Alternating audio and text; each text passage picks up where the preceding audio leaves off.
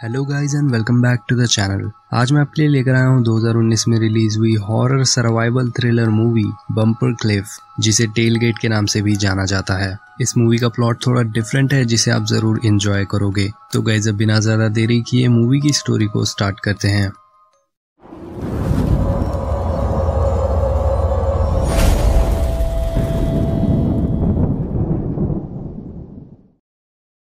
Movie के start में हम एक साइकिलिस्ट को देखते हैं जो कि काफी डरा हुआ था और किसी से बच के भाग रहा था।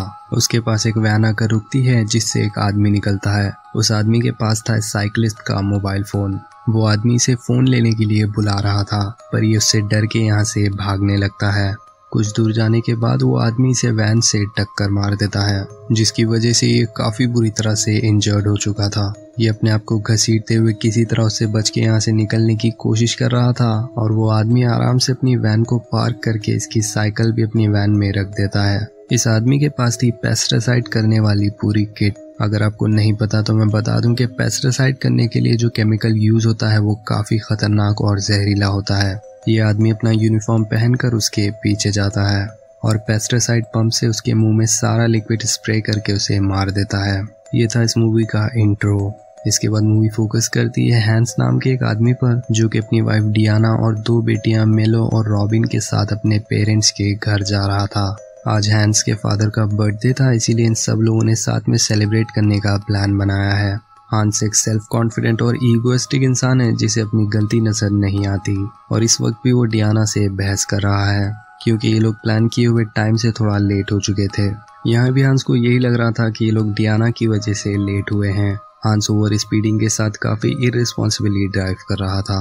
डियाना उसे धीरे चलने के लिए कहती है, पर यहाँ भी हांस डियाना को ही ब्लेम कर रहा था। इनके पीछे एक कार वाला इन्हें ओवरटेक करने की कोशिश कर रहा था। हांस उसे साइड देता है और उस कार में था एक बूढ़ा आदमी। हांस यहाँ अपने ईगो के चलते उस आदमी से आगे निकलना चाह रहा था। इसकी वजह से उनका एक्सीडेंट होते होते रह गया।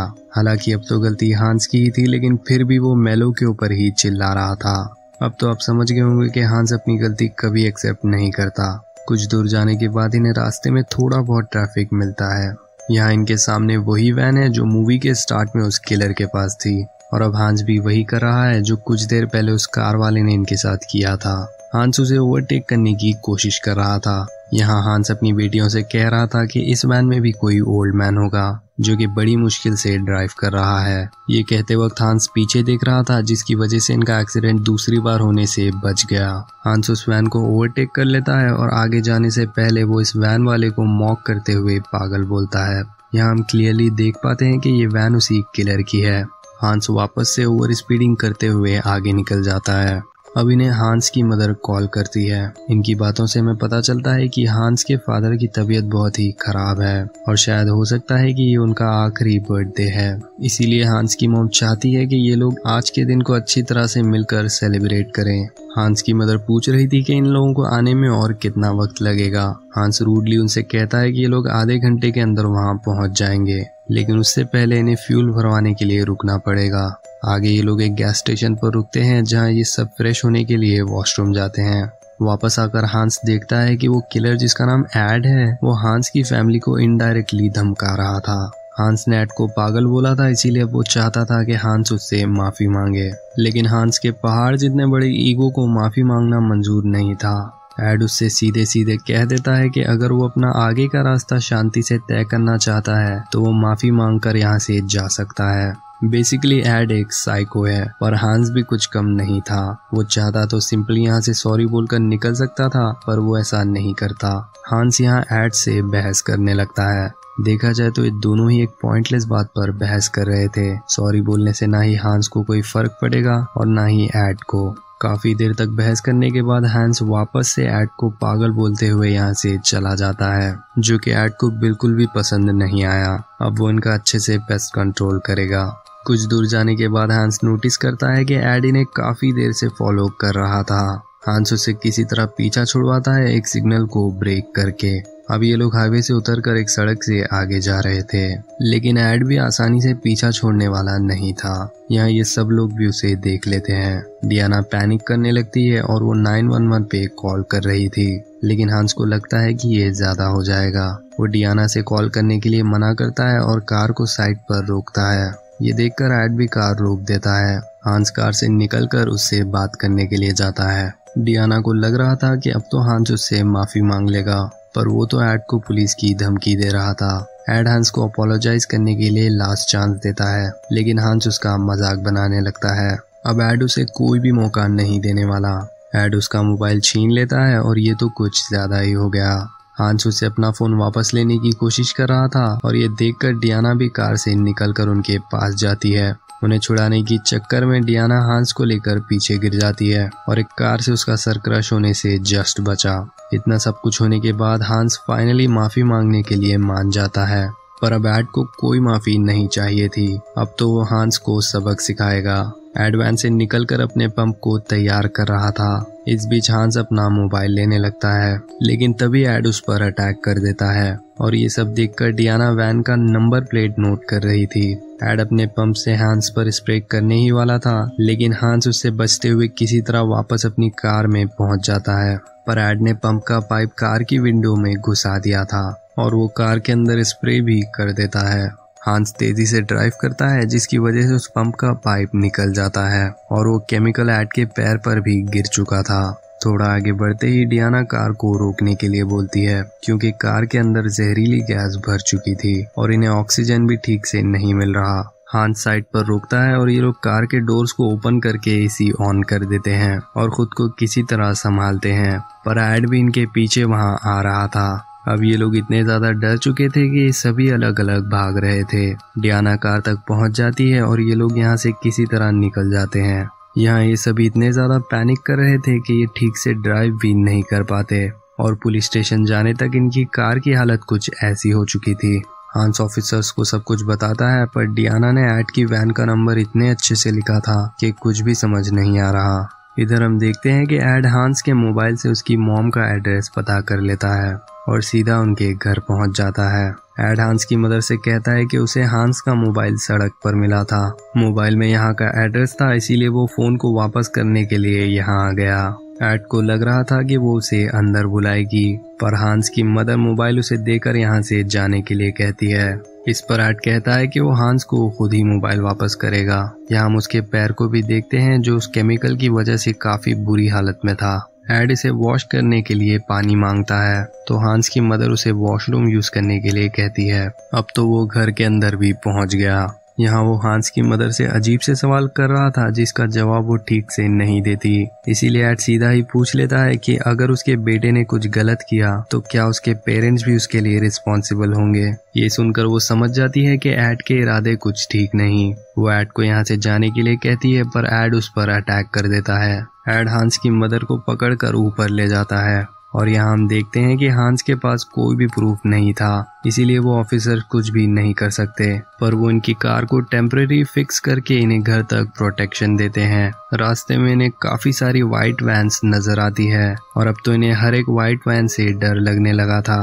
कुछ देर बाद ये लोग हांस के पेरेंट्स के घर पहुंच जाते हैं। हांस डियाना और बच्चों से कहता है कि वो उसकी मॉम को इस सब के बारे में कुछ भी ना बताएं, लेकिन इसे क्या पता कि एड तो पहले से ही घर के अंदर इनका वेट कर रहा था। हांस पुलिस ऑफिसर्स को घर के बाहर से ही वापस जाने के लिए कहता है, क्योंकि वो उसकी मॉम को इस सब के बारे में पता लगने नहीं देना चाहता। ऑफिसर्स घर के बाहर से ही चेक करके यहाँ से निकल जाते हैं। अब ये लोग घर के पास जाकर डोरबेल बजाते हैं, पर कोई भी डोर ओपन नहीं कर रहा था। हांस पीछे के दरवाजे को खोलकर अंदर जाता है और डियाना भी घर के काम में लग जाती है। यहाँ इन्हें लग रहा था कि हांस के पेरेंट्स ऊपर आराम कर रहे होंगे, इसीलिए वो उन्हें डिस्टर्ब नहीं करना चाहते। हांस सभी दरवाजों को अच्छे से लॉक कर देता है। थोड़ी देर के बाद ऊपर से कुछ आवाज आती है, तो डियाना रॉबिन और मेलो को चेक करने के लिए कहती है।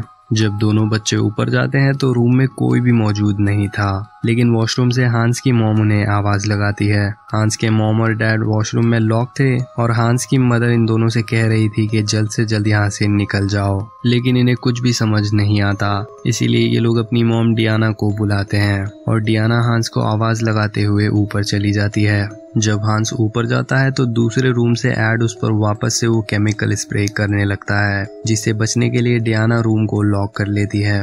हांस भी उससे बचते हुए किसी तरह किचन तक पहुंच जाता है और डोर क्लोज करके डियाना को आवाज लगाता है। डियाना के पास मोबाइल था, इसीलिए वो पुलिस को कॉल कर देती है, लेकिन उन्हें यहाँ पहुंचने तक 10-15 मिनट लग जाएंगे। हांस मदद लाने के लिए पीछे के दरवाजे से बाहर निकल जाता है और उस केमिकल का असर अब इस पर भी होने लगा था। हांस का चेहरा देखकर उसकी हेल्प करने के लिए कोई भी गाड़ी नहीं रोकता, पर ये आसपास के नेबर्स से भी तो मदद मांग सकता था।